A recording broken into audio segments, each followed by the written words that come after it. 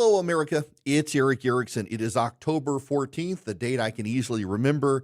And I can easily remember I got married 25 years ago today because my wife was wise enough to insist on a wedding in the year 2000. I wanted spring. We got engaged in the spring, figured a year of engagement. She's like, no, 6 months. Let's get married.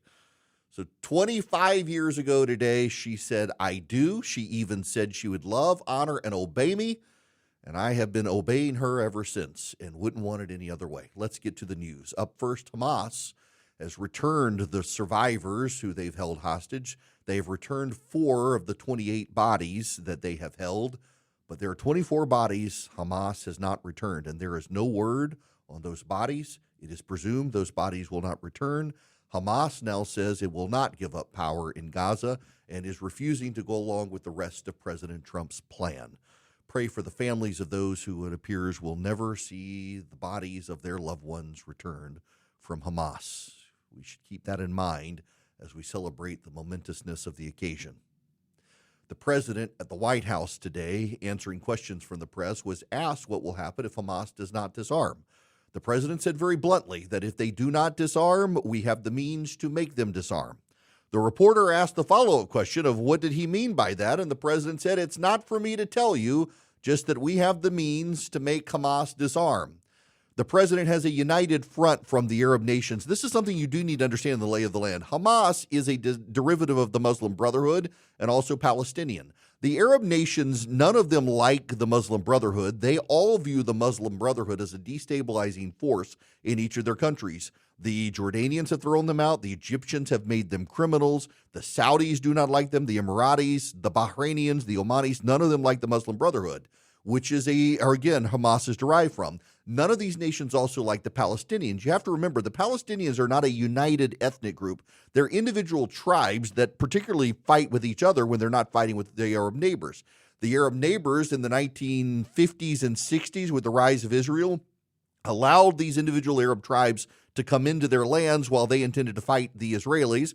The Israelis won, and these other countries treated them then as refugees. They wanted nothing to do with them, refused to allow these Arab tribes to integrate into their communities because the Egyptians were largely homogenous, the Jordanians were largely homogenous, the Saudis largely homogenous, the Emiratis largely homogenous, the Bahrainians largely homogenous, the Palestinians, desperate Arab tribes who warred with each other. So now we label them Palestinian, but they're not actually one defined group of people. They're a multi-tribal group that had been spread throughout the Levant. And now the Arab nations, they don't like Hamas at all. They certainly have never cared for the Palestinians, and they're willing to help the Palestinians so long as the Palestinians get rid of their branch of the Muslim Brotherhood, that is Hamas. So the president does have the means with Arab neighbors other than Iran, but there can be lots of pressure applied with a united Arab front against Iran to deal with Hamas, and hopefully they will. Number 3, Jerome Powell suggests the economy, it's doing okay. In fact, the job front doesn't look good right now, but the growth front does look good. This is the upper middle class and rich powering an economy. The working class still struggling with prices, with inflation, although gas prices coming down, oil prices coming down, that's going to help people.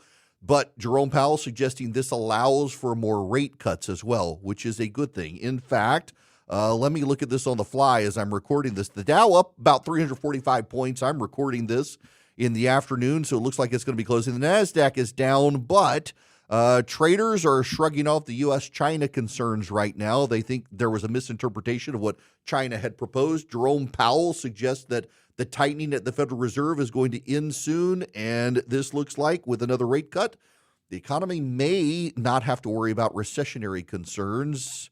The big concern, though, the labor market. There just aren't enough people to fill jobs. There aren't enough people wanting to get into the labor market.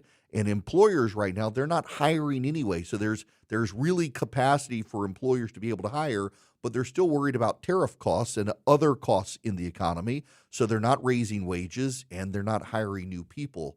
But that's offset right now by a lack of people willing to work. There are still people sitting on the sidelines who could be in the workforce, but there's no reason to go right now as companies are still worried about higher costs. Lastly, General Motors is taking a $1.6 billion charge and is pivoting away from electric vehicles. They're reducing electric vehicle manufacturing. The company says it's $1.2 billion of the charge of the $1.6 billion is related to adjustments in its EV capacity. The remaining $400 million is for fees tied to cancellations of contracts and other charges related to commercial statements. Now, this is very notable. General Motors had pivoted to become one of the largest EV manufacturers in the country under pressure from the Biden administration due to changes of the Green New Deal, part of the Inflation Reduction Act. With President Trump and Republicans getting rid of subsidies, they created a market. They've now gotten rid of the market. The market is collapsing. People are not interested in getting electric vehicles without the government subsidies. And General Motors, yet again, bet wrong. Now, I'm a General Motors fan. I've got a Yukon Denali. It's my third. I had a Tahoe before that. I love my 4Runner, but I've got a big family and we're not light packers, so I needed a big vehicle, and I went with GM. My family has always had General Motors vehicles. We like them. But General Motors, ever since the government took part of their control in the bailout in 2008, continues to bet whichever way the government winds blow.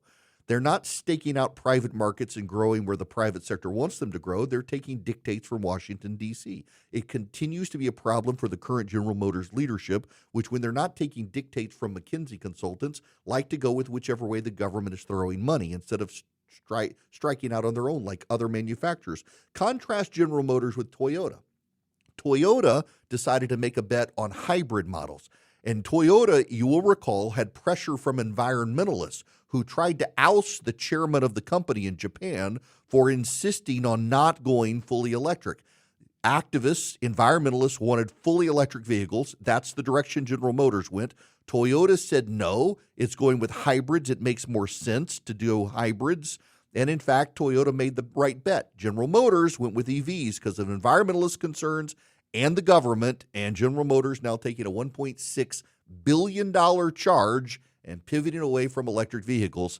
Maybe General Motors leadership should stop letting lobbyists do their thinking for them and stop letting McKinsey consultants chart the direction of their company. Maybe pay attention to your customers, GM. I'm one of them, and I can tell you, I got concerns. Those are the 4 things you need to know this afternoon. I'm Erick Erickson. Happy anniversary to my wife. And thank you all for listening, watching, and reading. Please stay engaged, stay informed, and please keep the faith.